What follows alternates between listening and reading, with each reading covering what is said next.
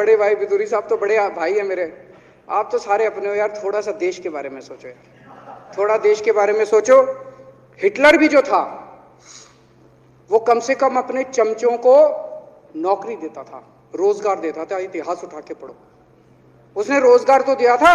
इन्होंने क्या दिया आपको? आपके बच्चों को नौकरी दी, आपके घर में कोई खाने पीने का इंतजाम करा, आपकी बिजली का इंतजाम करा। केजरीवाल काम आता है आपके भी घर की बिजली फ्री कर रखी है। दिल्ली के 12 लाख बच्चों को नौकरी दी है मैंने, स्कूल ठीक कर दिए, अस्पताल ठीक कर दिए। आपके घर में कोई बीमार हो, केजरीवाल दवाई पहुंचाता, मोदी दवाई नहीं पहुंचाता। केजरीवाल काम आया। मैं बीजेपी के सारे कार्यकर्ताओं से कहना चाहता हूं, थोड़ा सा दिमाग खोलो। बीजेपी के सारे सपोर्टर्स को कहना चाहता हूं, थोड़ा सा दिमाग खोलो। ये भेड़ चाल बंद करो, भेड़ बकरियों की तरह हाँक रहे हैं ये आपको, ये सब बंद करो। दिमाग खोल के सारे जने बीजेपी छोड़ के आम आदमी पार्टी में आ जाओ।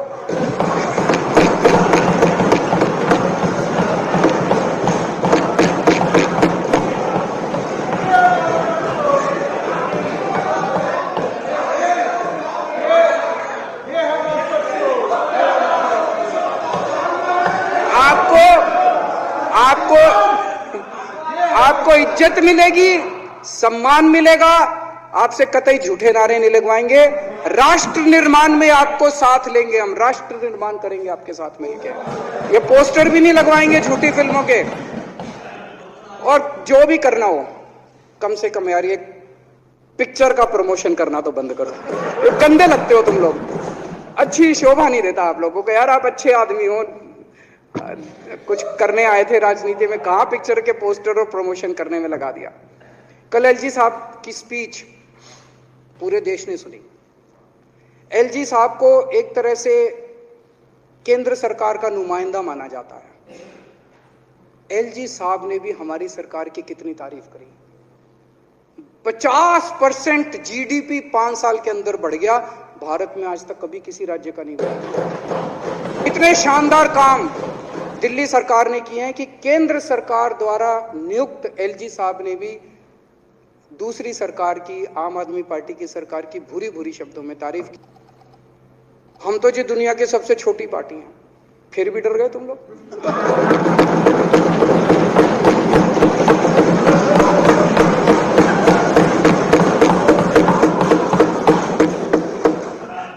दुनिया की सबसे बड़ी पार्टी दुनिया की सबसे छोटी पार्टी से डर के भाग गई। क्या कायर हो यार।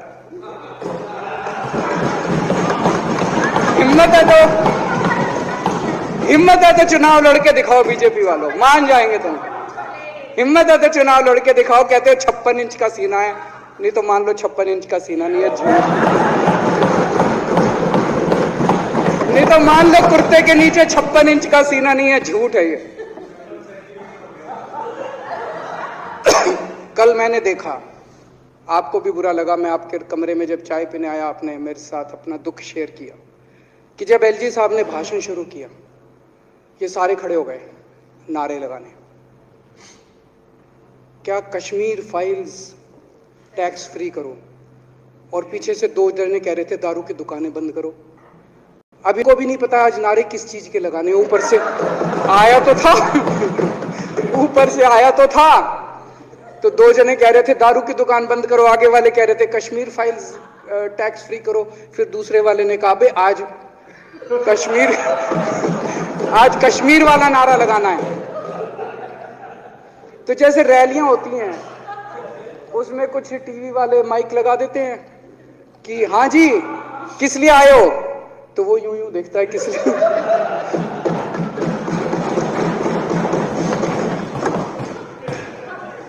क्या हाल बना दिया इनका। इसलिए थोड़ी राजनीति में आया था, इसलिए थोड़ी राजनीति में आए थे। एक पिक्चर आई थी बंटी और बबली,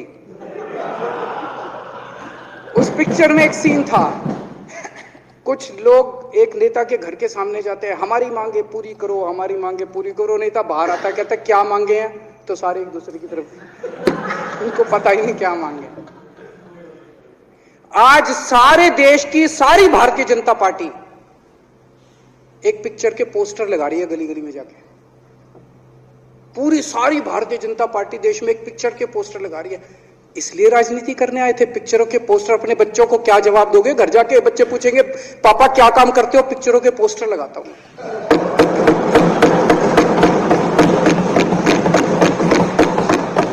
8 साल केंद्र सरकार चलाने के बाद अगर किसी देश के प्रधानमंत्री को विवेक अग्निहोत्री के चरणों में शरण लेनी पड़े तो इसका मतलब उस प्रधानमंत्री ने 8 साल में कोई काम नहीं किया। 8 साल खराब कर दिए। बताओ, विवेक अग्निहोत्री के चरणों में उनको शरण लेनी पड़ रही है, बचा लो बचा लो बचा लो।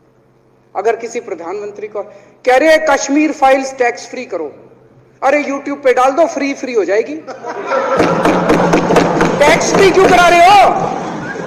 इतना ही तुमको शौक है, विवेक अग्निहोत्री को बोलो यूट्यूब पे डाल देगा, सारी पिक्चर फ्री है, सारे जने देख लेंगे एक ही दिन के अंदर। टैक्स फ्री की क्या जरूरत है? यूट्यूब पे क्यों नहीं डाल? कल एक मैंने अखबार में पढ़ा, हरियाणा के अंदर एक भारतीय जनता पार्टी का ही एक एमएलए था, उसने कहा आज मैं पार्क के अंदर इसकी फ्री स्क्रीनिंग करूंगा। तुरंत विवेक अग्निहोत्री का ट्वीट आया खट्टर साहब के, खट्टर साहब देखो ये फ्री में कर रहा है, इसको बोलो टिकट लेके करेगा।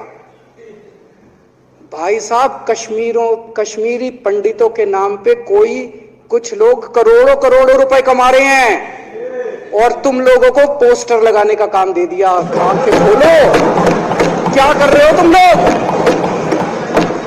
वो करोड़ों कमा गया, कश्मीरी पंडितों के नाम पे करोड़ों कमा गया और तुम लोग पोस्टर लगाते रह गए। क्या हाल बना दिया तुम लोगों का यार। आंखें खोलो तुम लोग।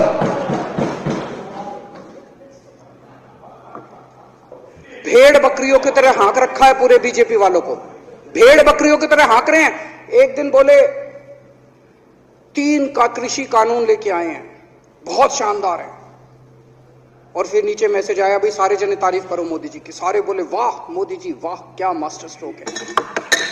और मेरे को याद है इसी सदन के अंदर इन लोगों ने उन 3 कानूनों की खूब तारीफ की थी, बोले क्या मास्टर स्ट्रोक है और क्या शानदार कानून लेके आए।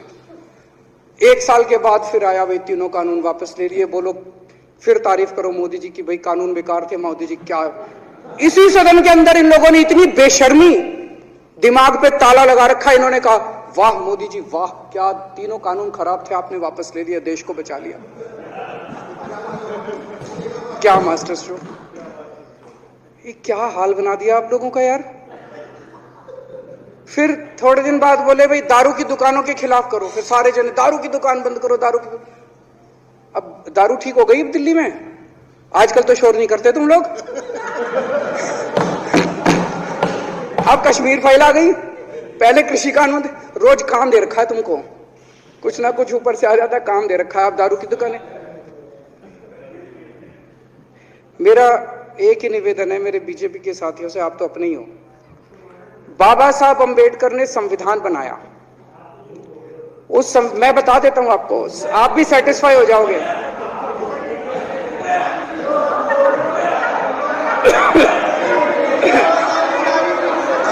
सुन के चले जाना, सुन के चले जाना। बाबा साहब का नाम सुनते ही वॉकआउट कर गए। बाबा साहब का नाम भी नहीं सुनना चाहते। बाबा साहब अंबेडकर का नाम सुनते ही वो सुन तो लो। रब्बा